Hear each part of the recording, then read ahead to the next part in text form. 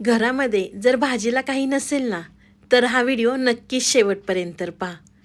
Hi hello नमस्ते, स्वाती सांडभोर या YouTube चॅनलवर तुम्हा सगळ्यांचं अगदी मनापासून स्वागत करते. तर इथे पहा, मी मूठभर कोथिंबीर घेतलेली आहे, स्वच्छ निवडून घेतलेली आहे. त्यानंतर इथे मी अर्धी वाटी मुगाची डाळ घेतलेली आहे. तर अर्धा तासासाठी इथे मी मुगाची डाळ भिजवून घेतलेली आहे.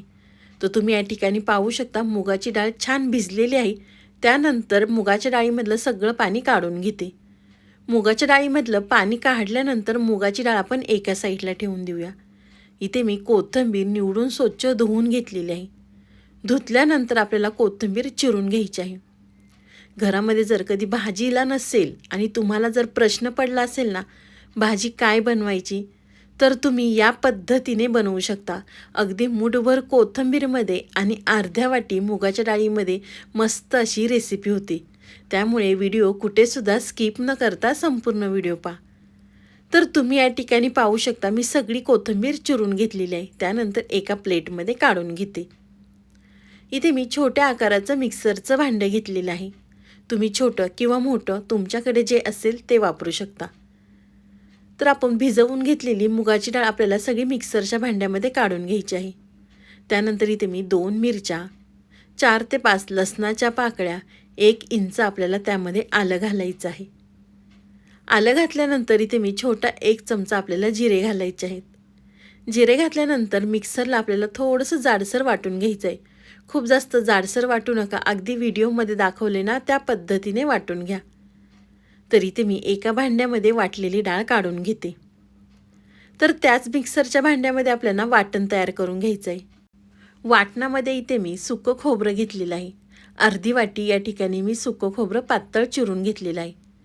त्यानंतर आपल्याला त्यामध्ये 10 ते 12 लसूण पाकळ्या, 1 इंच आलं घालायचं आहे. आलं आणि लसूण घातल्यानंतर त्यामध्ये आपल्याला कोथिंबीर घालायची आहे आणि मिक्सरला वाटून घ्यायचं आहे. त्यामध्ये थोडंसं पाणी घालून मिक्सरला बारीक वाटून घ्या. तर तुम्ही या ठिकाणी पाहू शकता, मी वाटण तयार करून घेतलेलं आहे. वाटण तयार झाल्यानंतर या ठिकाणी आपण मुगाची डाळ वाटून घेतली होती ना, त्यामध्ये आपल्याला चिरलेली कोथिंबीर घालायची आहे. कोथिंबीर घातल्यानंतर परत एकदा मी मिक्स करून घेते. तोपर्यंत तुम्ही माझ्या चॅनलवर नवीन आला असेल ना, तर व्हिडिओला एक लाईक नक्कीच करा. साईडचं बेल आयकॉनसुद्धा प्रेस करा, म्हणजे तुम्हाला माझे नवीन नवीन व्हिडिओ पाहायला मिळतील. कोथिंबीर घातली, डाळीमध्ये मिक्स केलं की त्यामध्ये आपल्याला पाव चमचा हळद, चवीनुसार मीठ घालायचं आहे आणि परत एकदा आपल्याला एकजीव करून घ्यायचं आहे. तर तुम्ही या ठिकाणी पाहू शकता, मी छान व्यवस्थित मिक्स करून घेतलेलं आहे. एका साईडला तेल गरम करून घेतलेलं आहे. तेल गरम झालं की त्यामध्ये आपल्याला छोटे छोटे वडे सोडायचे आहेत. तुमच्या लक्षात आलंच असेल की नेमकं आज आपण काय बनवतोय ते. आज आपण अर्धी वाटी मुगाची डाळ, मूठभर कोथिंबीरपासून वड्याची भाजी बनवतोय. इथे मी मुगाची डाळ वापरलेली आहे ना. भरपूर जण यामध्ये हरभऱ्याची डाळ घालतात, पण हरभऱ्याची डाळ पचायला जड असते, त्यामुळे या ठिकाणी मी मुगाची डाळ वापरलेली आहे. हे वडे मी तळून घेतलेले आहे. तुम्ही चाळणीमध्ये वाफ काढून घेतले ना तरी काही हरकत नाही, किंवा तव्यावर 1 चमचा तेलामध्ये सुद्धा तुम्ही वडे भाजून घेऊ शकता. तेलामध्ये वडे सोडल्यानंतर आपण दोन्ही साईडनी सुद्धा तळून घेतलेले आहे. तर एका प्लेटमध्ये काढून घेते. अशाच पद्धतीने इथे मी दुसरे सुद्धा वडे तेलामध्ये सोडून दोन्ही साईडनी छान अगदी तळून घेते. तुम्ही पाहू शकता वड्यांना रंगसुद्धा किती सुंदर आलेला आहे. अशाच पद्धतीने आपण दुसरे सुद्धा वडे या ठिकाणी तळून घेते. आहे की नाही, कोथिंबीरपासनं आणि मुगाच्या डाळीपासनं आज मी तुम्हाला अगदी अप्रतिम रेसिपी दाखवलेली आहे. घरामध्ये जर कधी भाजीला नसेल ना, तर सगळ्यांच्याच घरामध्ये कोथिंबीर ही असतेच. त्यामुळे अगदी फ्रीजमधनं कोथिंबीर बाहेर काढायची आणि ही रेसिपी बनवायला घ्यायची. तुमचं भाजीचं टेन्शनच जाईल.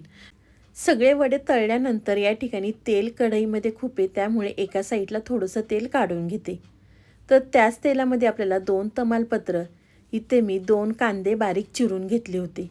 तर तेलावरती कांदा आपल्याला छान भाजून घ्यायचा आहे. गॅस आपल्याला या ठिकाणी बारीक ठेवायचा आहे, कारण तेल कडकडीत गरम असल्यामुळे कांदा लगेच भाजला जाईल, पण कांदा आतपर्यंत छान असा भाजला जाणार नाही. कांदा भाजल्यानंतर इथे मी मोठ्या आकाराचा टोमॅटो बारीक चिरून घेतला होता.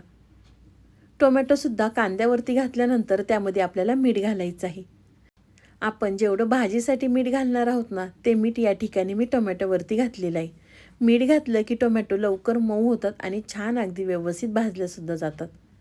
तर तुम्ही या ठिकाणी पाहू शकता कांदा आणि टोमॅटो छान परतल्यानंतर इथे आपण जे वाटण तयार करून घेतलं होतं ते वाटण घालायचं आहे आणि वाटणसुद्धा आपल्याला कांद्यावरती टोमॅटोवरती छान परतवून घ्यायचं आहे. तर तुम्ही या ठिकाणी पाहू शकता वाटण परतलेलं आहे. त्यानंतर आपल्याला त्यामध्ये काही मसाले घालायचे आहेत. या ठिकाणी मी 1 चमचा बेडगी मिरची पावडर, 1 चमचा आपल्याला मिरची पावडर, पाव चमचा हळद, 2 चमचे आपल्याला या ठिकाणी कांदा लसूण मसाला घालायचा आहे. तिखट तुम्ही तुमच्या आवडीनुसार कमी जास्त करू शकता. कांदा मसाला घातल्यानंतर अर्धा चमचा आपल्याला गरम मसाला घालायचा आहे. मसाले घातले की त्यामध्ये आपल्याला अर्धी वाटी पाणी घालायचं आहे. म्हणजे मसाले वाटणामध्ये छान परतले जाणार आणि कढईला मसाले करपणार नाही. त्यामुळे आपल्याला थोडंसं पाणी घालून मसाले छान वास सुटेपर्यंत परतवून घ्यायचा आहे. मसाले व्यवस्थित परतले की त्यावरती आपल्याला झाकण ठेवायचं आहे. म्हणजे कांदा टोमॅटो छान अगदी व्यवस्थित मॅश होतील. झाकण ठेवल्यानंतर तुम्ही या ठिकाणी पाहू शकता छान अशी वाफ बसलेली आहे. झाकण काढल्यानंतर परत एकदा इथे मी मिक्स करून घेते. या भाजीचा वास आहे ना खरंच अगदी घरभर सुटला होता बरं का. मिक्स केलं की त्यामध्ये आपल्याला गरम पाणी घालायचं आहे. कोणतीही रस्सा भाजी बनवताना त्यामध्ये आपल्याला गरम पाण्याचा वापर करायचा आहे. म्हणजे भाजीला चव आणि रंग अगदी छान येतो. गरजेनुसार पाणी घातलं की आपल्याला भाजीला उकळी घ्यायची आहे. तर तुम्ही या ठिकाणी पाहू शकता भाजी उकळलेली आहे. भाजी उकळल्यानंतर आपण जे वडे तयार करून घेतले होते ना ते आपल्याला भाजीमध्ये सोडायचे आहेत. आहे की नाही अगदी कोथिंबीरपासून मी तुम्हाला झटपट अशी रेसिपी दाखवलेली आहे.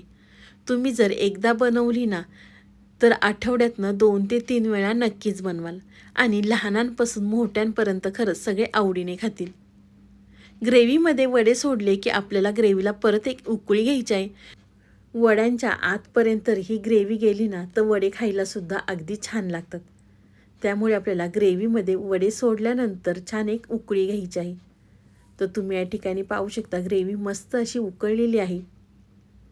रंगसुद्धा किती छान आलेला आहे. तर एका प्लेटमध्ये मी काढून घेते.